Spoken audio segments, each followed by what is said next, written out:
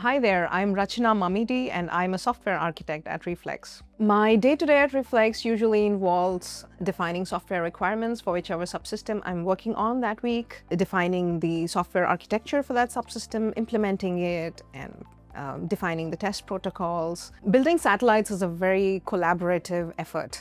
Right? So software engineers, the hardware engineers, the test engineers, the system engineers, all of us have to come together. There's a lot of feedback going both ways. There's a lot of design inputs going both ways.